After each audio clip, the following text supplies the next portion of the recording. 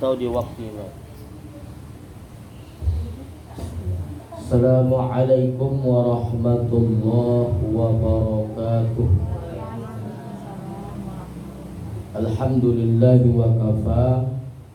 Salli wa sallim ala sayyidina al-Mustafa wa ala alihi wa ashabihi ahli sidqi wal wafa.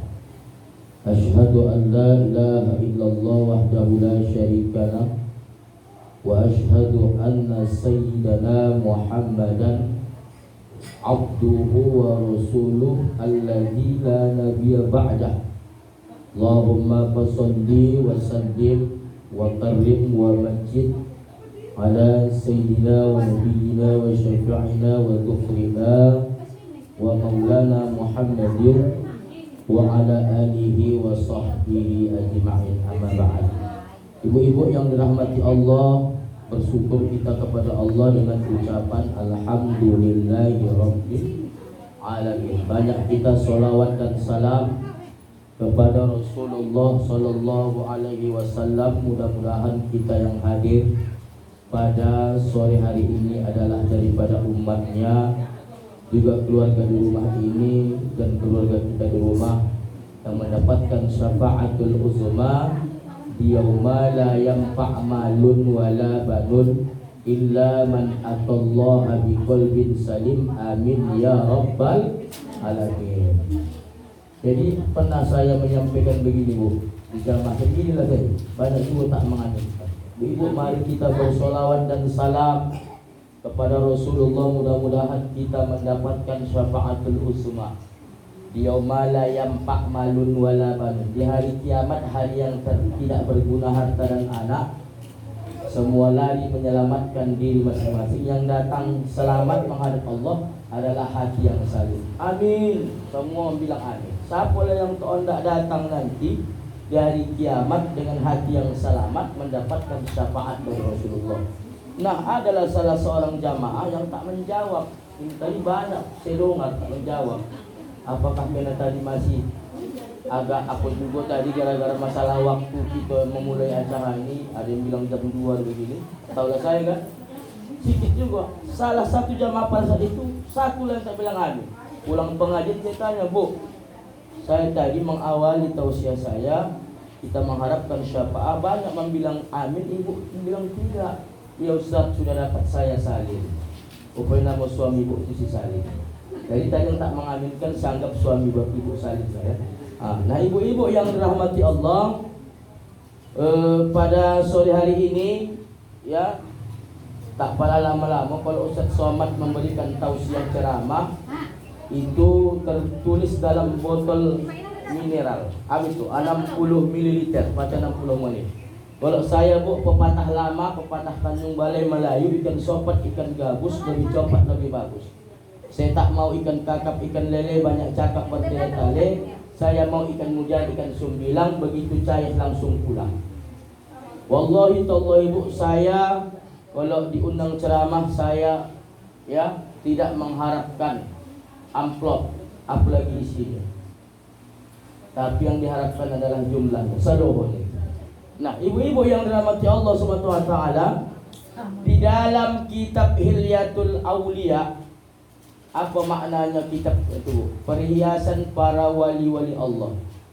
Terdapat 800 ulama ya, mulai daripada sahabat Rasulullah, tabi'in sampai ulama-ulama salafus soleh, itu dikisahkan dalam tersebut, dan mereka menulis pendapat ungkapan mereka. Termasuklah di dalam jilid 1 ada ungkapan, ada pendapat Sayyidina Ali. Kenal Ibu Sayyidina Ali? Kenal? Tidak. Ibu tanya Kang Konal kan, Bu, di mana Ibu Konal dengan serba salah ya kan? Walaupun tidak terlalu juga ya. Masa Ibu tak konal sama Sayyidina Ali? Konal Ustaz, tapi tak pernah jumpa. Begitu saja, tak aman Ibu. Yang pertama, tak mungkin tak kita konal Sayyidina Ali. Pertama, Sayyidina Ali itu adalah sepupunya Rasulullah. Yang kedua apa lagi? Manantu Rasulullah, nikah dengan Sayyidah Fatimah. Betul kan, Bu? Yang ketiga, Rasulullah, Sayyidina Ali adalah sahabatnya Rasulullah sallallahu alaihi wasallam. Nah, ada 5 hal yang mesti kita hindari. Saya baca dalam kitab tersebut, Bu.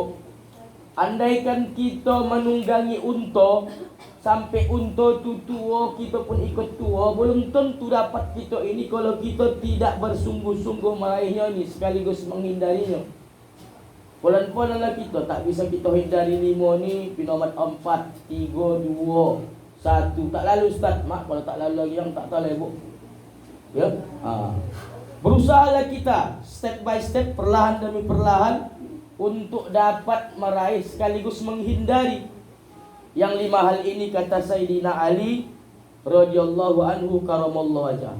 Dengarkan baik-baik, Bu. Yang pertama kata Sayyidina Ali, la yarju abdun illa rabbah. Jangan kau terlalu berharap sama hamba, sama manusia, tetapi berharaplah sama Allah. Jangan kita berharap sama manusia, Bu. Kalau kita berharap sama manusia, sama hamba, pasti kecewa. Betul? Betul. Berharap sama suami, kan? Terlalu berharap sama suami, kecewa. Pulang suami bekerja dari pagi sampai sore, begitu dia mengucapkan salam, inilah yang ada, Dek.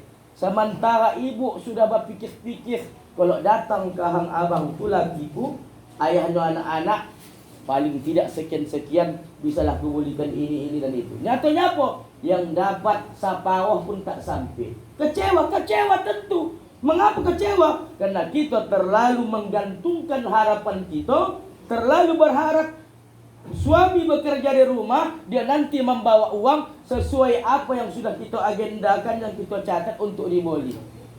Pasti batongkah kalau tak siap. Tapi berharaplah kamu sama Allah, karena Allah itulah tempat kita meminta, tempat kita mengadu persoalan. Tak bisa kita kang langsung dah.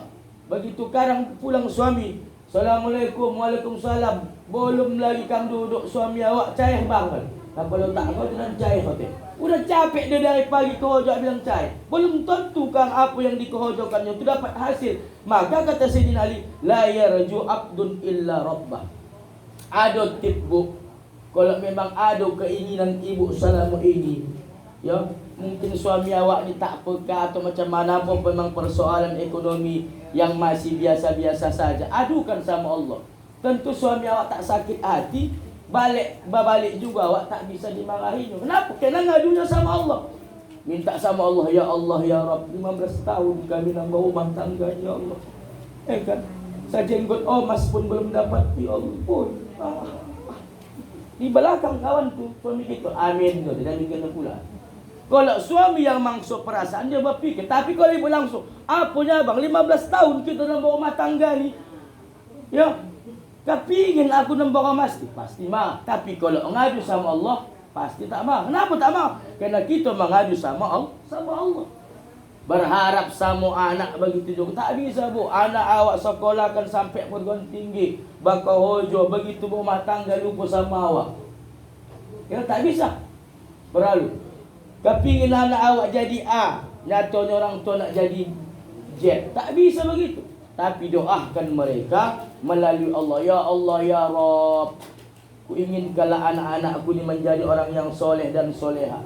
Memang itulah kalau ben ibu-ibu ni, kan? Awak pun dulu waktu kocik-kocik, kalau tak hepetan oma awak, tak menjadi awak. Kadang awak nang beribadah ni, kan? Awak nang beramal ni, saparoh memang hasil daripada apa nama istilahnya ini, motivasi orang tua. Bangun kamu dah subuh ni, subuh, bangun. Kalau ayah awak jangan harap. Padahal dalam hadis saya baca, apa kata Rasulullah? Rahimahullah rajulun, Allah merahmati seorang lelaki, seorang pemimpin, ya, suami, ayah, membangunkan keluarganya di tengah malam, baik itu solat tahajud maupun solat subuh. Tapi nyatanya hari ini yang membangunkan tu ibu-ibu, kan? Membangunkan tu ibu. Saya sendiri, bukan pala muluk-muluk saya, Bu. Kang tahu jam 1 karang pulang, jam 2, ya, pulang daripada solawatan, pulang dari karang apa namanya, ada saya kegiatan. Kasiangan subuh, bangun bang. Ibu pun kalau membangunkan suami itu pakai apa namanya? Pakai strategi. Tak boleh. Karena wallahi tallahi ibu tidak ada hak memaksa suami untuk beribadah. Tapi kami selaku suami ada hak veto kami untuk memaksa ibu beribadah. Jadi macam mana Ustaz? Caranya dengan lemah lembut. Ya kan? Bangunkan dia. Kalau ngorok kali bacakan ayat kursi itu. Tapi jangan dilakukan, makin ngorok dia. Allahu la ilaha illa wal hayyul qayyum la ta'khudhuhu sinatun wa la nawm. Makin bakuhuk dia, Bu. Dia macam mana Ustaz? Buat macam apa? Allahu la ilaha illa wal. Macam apa setan tu lah buat. Ya macam mana setan? Kira nanti tidur setan itu kan maka tak doktor. Udah awak bangunkan. Jangan ibu sifat pada ibu. Bangun bang, abang ni begitu juga, sahu punya abang, payah dibangunkan, jangan. Jadi ada namanya layinan, lemah lembut. Pakai apa namanya istilahnya? Pakai ketauladanan lah. Biar nampak anak-anak awak. Ya kan? Allahu la ilaha. Dek, siapa itu dek? Itu bang, apa tadi ada orang menggoda. Jangankan setan, awak di samping mau bangkit kalau dah begitu. Tapi kalau dinyanyikan dia pula, makin tiga semua. Awak dulu begitu, dibangunkan nama awak. Bangunkan, apa lagi? Jangan lagi tidur, jangan lagi merah. Ambil wudu. Kalau ayah awak tak ada. Begitu kan Bu, cocok saya bilang dia. Ibu-ibu ni ujung tombak dalam maka wajarlah ibu itulah jantungnya keluarga. Pendidikan pertama itu dari ibu. Ya. Jadi ibu-ibu yang dirahmati Allah Subhanahu wa taala, jangan terlalu berharap awak sama anak. Ya kan? Tapi pakai strategi. Kalau dah ada anak ibu menjadi nanti di mana di luar kota dia. Ya kan? Pandai-pandailah. Assalamualaikum, waalaikumsalam. Apa khabar kau? Topik. Nama saya lah, kang payah nama ibu pada contohkan. Beginilah mak, begini. Mak apa khabar? Taulah payah yang hidup di kampung ni gitu. Macam mana sawit kita mak? Abah mana kita punya sawit? Ayah orang punya sawit tu lah. Macam kita ni pahit lah. Olah bagi tu mak bercakap. Pandai-pandai lah, kirim. Begitu dikirim dia pun di rumah. Mau kasih anak, berubah pula nama jadi anak. Begitulah orang tua. Kenapa disekolahkannya pun kita, dipendidikankannya kita sampai tinggi dengan satu harapan juga nanti suatu saat ketika orang tua sudah tua renta diingat-ingat. Ini kan banyak kita ni lupa sama orang tua kalau dah sukses. Baru lekas awak disekolahkannya, dicarikannya pekerjaan, ya kan? Udah berumah tangga awak, tak sempat membalas jasa. Jadi begitu lagi. Dan kita orang tua ni memang begitu. Kalau berharaplah kita sama anak-anak awak mesti begini, pastilah yang timbul kecewa. Kalau topat karena memang iman awak ni tipis, timbul umpat-umpat. Ya, usahakan kamu sampai perguruan tinggi, jadi bidan, jadi ini. Tak bisa pun satu kamu dan tahu kamu membalas jasa. Itulah Bu. Jangankan kau pahala kamu timbul kamu. Berharap sama siapa lagi Bu? Berharap sama pemimpin. Wallahi tallahi saya katakan Bu. Udah tak pilih dah kang ibu telefon lah. Waalaikumsalam Pak DPR. Ingat kau dan bapak sama saya. Dulu kami di kampung Sungai Dua ni mendukung bapak. Tak ingat saya Bu, nambahan mendukung saya Bu. Sekarang diganti nomor HP. Sekarang sakit kali hati awak Bu. Dulu kan Bu saya sudah kasih malu TS 200 sekapal Bu. Udah ya Bu ya. Putus hubungan dengan nyamuk ya Bu. Jangan terlalu berharap. Jangan kita terlalu berharap sama hamba. La yarju abdun illa rabbah. Ya, jangan terlalu berharap sama manusia, tapi berharaplah sama Allah. Adukan semua sama Allah. Ya. Kami pun begitu juga.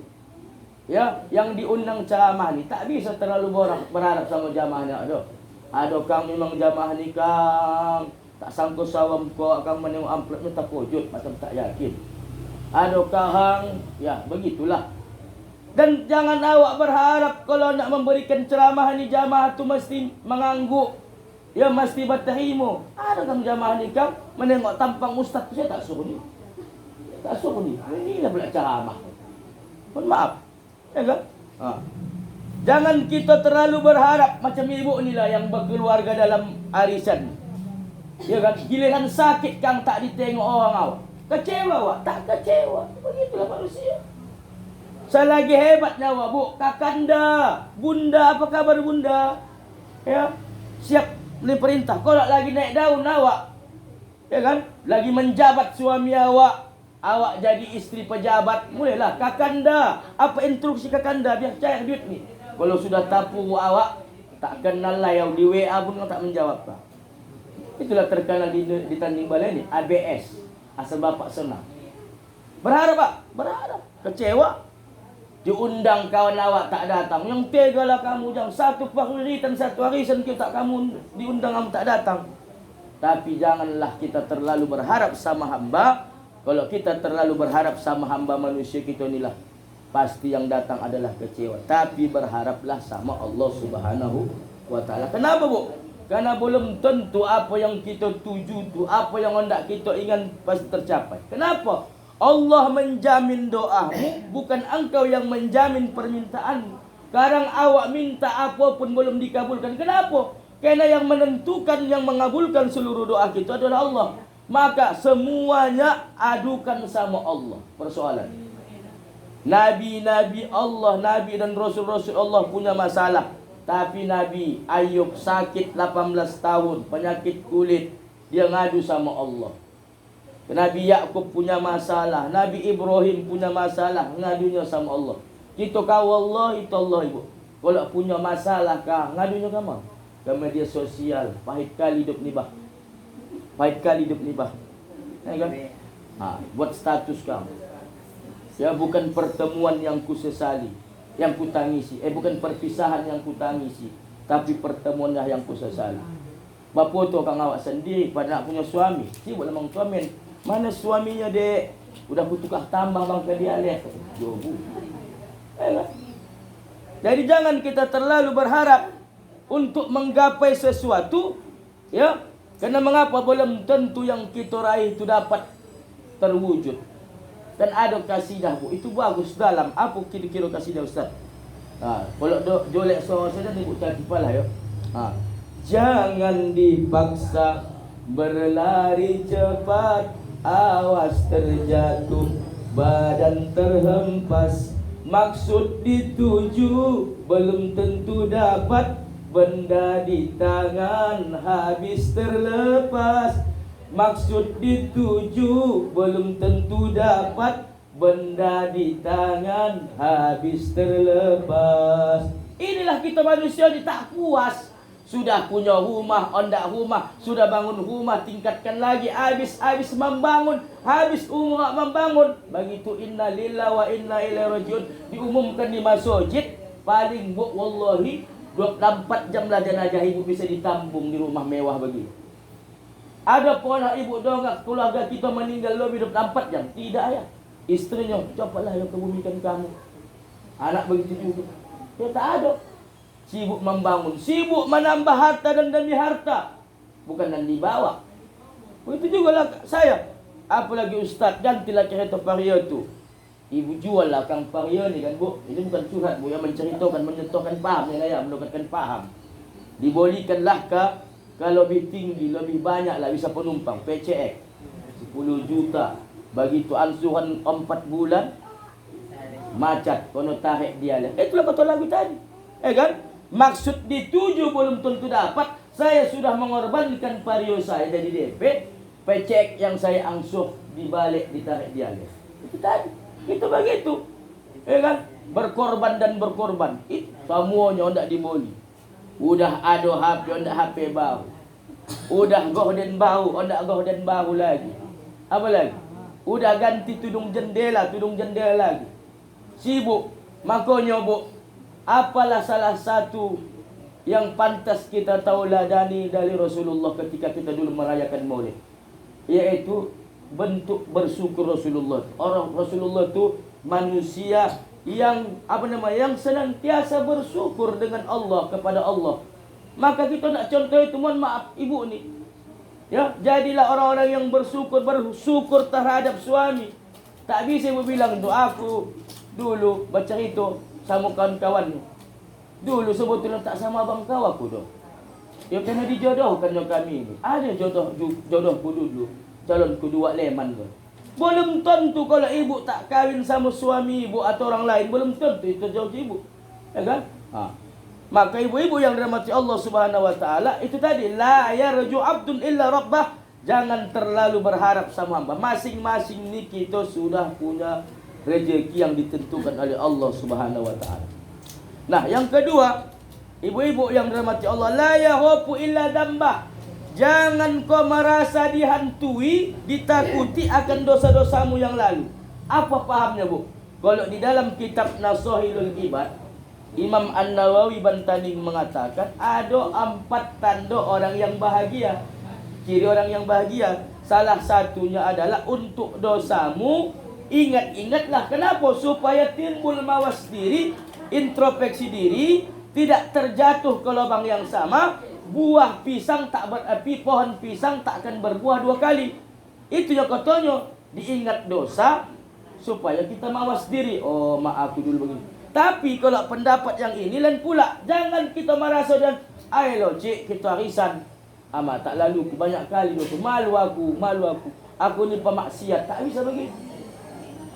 Artinya jangan kita pesimis. Dosa-dosa kita tidak diampunkan Allah. Yakin dan percayalah, seluruh dosa kita pasti mendapatkan ampunan dari Allah. Asalkan satu syaratnya, Bu. Dosa syirik. Dosa syirik, dosa menduakan Allah. Jangankan Allah, Bu. Maaf cakap, ibu saya pun tahu nak diduakan. Madunya membuat gemuk, Bu. Tapi kalau di madu membuat kurus. Kan? Saya boleh madu itu. Macam mana menggemukkan badan? Bu, minum madu. Tapi kalau di madu mengkuruskan badan. Kita balik. Jadi ibu-ibu yang dirahmati Allah Subhanahu wa taala, jangan kita pesimis tapi optimislah kita bahwa saya dosa kita ni pasti diampunkan Allah. Ingat kisah, Bu, 99 orang yang membunuh, menjagal. Begitu dia membunuh 99 orang, timbul dari hatinya ingin bertaubat. Lantas dia mencari orang yang akan dapat membimbingnya menuju jalan taubat. Dia optimis. Sementara mohon maaf, kalau yang ustadz, kalau yang pemuka agama, pemuka masyarakat, yang didatanginya, tolong aku dulu, bimbing aku nak bertobat, aku sudah membunuh 99 orang. Apa kata ahli agama tadi? Mak yang banyaklah dosa kata ayah. 99 kau bunuh. Tak lagi dah, kau polis neraka. Langsung, Bu, tobasan ke 100 masuk. Jadi korban yang ke 100. Tapi setiap siap dibantai tadi kawan ni, timbul lagi keinginan yang mau bertaubat. Ya, kan itu tadi kata Ustaz Jalan Jet. Ya, kita menyeru kepada Allah ingin bertobat, Allah mengejar kita hamba. Jadi jangan gaduh dengan ampunan Allah. Kecuali satu yang kita jaga, jangan sampai kita melakukan dosa syirik. Tapi syirik ni pun, Bu, tanpa sengaja kang ibu dah syirik sekarang. Mohon maaf, ngapa? Pesta sekarang. Kan? Assalamualaikum. Tolong dulu Mbah, tengokkan dulu kami nak pesta. Mana nak kawin ini, Apa katanya? Lempahkan singlet kau, memakjuk sama celana dalam kau ke atas atap. Apalah hubungannya pesta dengan melempahkan singlet celana dalam ke atas atap? Ada lekang katanya. Macam mana Mbah, hari apa yang bagus? Semua hari bagus. Tapi satu syaratnya supaya tak turun hujan, pawang penghujan. Ya, jangan kau buang angin selama pesta. Macam mana Mbak buang angin tak pesta? Tidak saja. Percaya tahayul. Burung berbunyi sekarang kita bilang ada orang nak mati. Kan? Padahal besok burung tu nang mati. Kan? Mata berkedip-kedip. Mata berkedip-kedip. Ya, pasti ada yang Hindu sama uak kata. Rupanya uak tu nak setruk maka berkedip-kedip mata. Tahayul. Banyak kau tengok tahayul. Sekarang itu tadi sekarang. Jangan kita pakai syirik ni ondak malapoh ataupun badukun saja. Kadang dalam kesadaran kita pun syirik. Syirik dalam kehidupan kita. Nah, ibu-ibu yang dirahmati Allah, ada 2 cara kata Imam Sayyidina Abu Bakar Siddiq agar kita mengingat dosa dan kesalahan kita, mendapatkan ampunan dari Allah Subhanahu wa taala. Kenapa begitu? Karena ada orang, Bu, dia kalau di keramaian memang mampulah menangis. Didatanginya istighosah, didatangi ya zikir akbar, kan? Tapi Bu, lagi-lagi saya katakan, memang bagus kalau kita menangis mengakui kesalahan di hadapan Allah di tengah keramaian, kalau ada unsur iman. Tapi kalau ada unsur ria, mohon maaf. Banyak ya sekarang Bu, orang yang datang istighosah, zikir akbar, tahulah ustaznya kan jago dia kan meresapi tubuh apa hati awak. Ayo Bu, astaghfirullah Rabbal baraya, astaghfirullah. Bu, ingat Bu, dosa kita dulu Bu, waktu meninggalkan perintah Allah. Berapa solat yang kita tinggal, nangis ibu-ibu tu. Ingat Bu, astaghfirullah. Ingat Bu, dosa ibu sama orang tua Bu. Tahulah ustaz dia kena membimbing, jaga dia menyelam hati awak. Ingat dosa sama suami Bu. Waktu ibu dulu mencuci pakaian bapak tu, jumpa ibu duduk merah, ibu sembunyikan, ditanya bapak tu bilang tak tahu. Ingat itu Bu. Makin menjadi-jadi Bu tu bila mak ustaz. Kan? Menangis dia bagus, memang bagus. Tapi Bu, jauh lebih bagus cuba ibu tes menangis atas dosa-dosa di keheningan malam, tengah malam. Buatlah. Ada orang yang pandai dia menangis rame-rame. Kan? Tetaplah astaghfirullah Rabbal. Menangis Cik. Menangis. Ku tengok tadi kakak entah singguk-singguk. Menangis. Iyo, orang di samping menangis. Menangislah aku. Yang di samping menangis. Kan? Yang lebih sedihnya, kenapa kakak menangis? Kau pun mengapa menangis? Pasal tanya-tanya pula orang dalam zikir. Ada pula jamaah mak tadi begitu ustaz tu bilang, ingat kesalahan kita Bu, ingat dosa kita Bu, astaghfirullah. Ku tengok cik tak singguk-singguk. Begitulah dek kata kau dek. Begitu nak ku cobalah mengingat kesalahanku. Yang tak ingat aku ansuranku nya dek. Macam mana aku tak makin menangis kau tu. Ansurannya tak ingat dia. Ada sini, ada tadi. Ansurannya teringat dia. Kan? Maka bagus kita kalau menangis di keramaian pas zikir akbar. Banyak ni Bu zikir akbar. Ada dipimpin Ustaz Kaya Arfa, Ustaz Fahmi, Ustaz Kumpul, hebat. Tak saya salahkan, itu kan saya penyuluh. Tapi kalau nak menangis ni Bu rame-rame itu tadilah. Ada kena di samping dia mak menangis Cik ni dah. Menangis. Kata menangis pula dia. Ada pula kan? Kan? Menangis dia, tak ingat dia ansuran pulang dia kan datang di kamar meminta ansuran dia. Tapi cubalah menangis, itu memang unsur iman. Memang betul-betul. Jangan ria. Itu tadi Bu. Tapi lebih baiklah kita menangis di keheningan malam, itulah tahajud. Itu lebih paten Bu. Kenapa? Dalam hadis qudsi saya baca, ada 3 hal Allah menarik kembali murka. Tak diturunkan Allah ajab gompo, misalnya maaf ya, bukan mencintakan Bu, kata Tanjung Balai ni, Allah tarik balik. Kenapa? Ada 3 hal. Yang pertama, dilihat Allah ada anak bayi yang masih menyusui.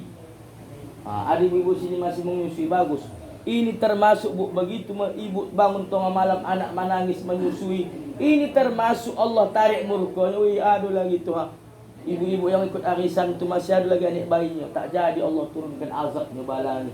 Yang kedua, ditengok Allah Subhanahu wa taala tengah malam, ada mohon maaf ibu bunda-bunda saya ni yang paruh-paruh bayi ni, nenek-nenek yang dia menangis di tengah malam. Solat jangan menangis saja pula. Solatlah pula, ada kan menangis di tengah malam. Bukan solat, dia beribadah tengah malam, menangis mengakui kesalahannya, ingat sama orang tua.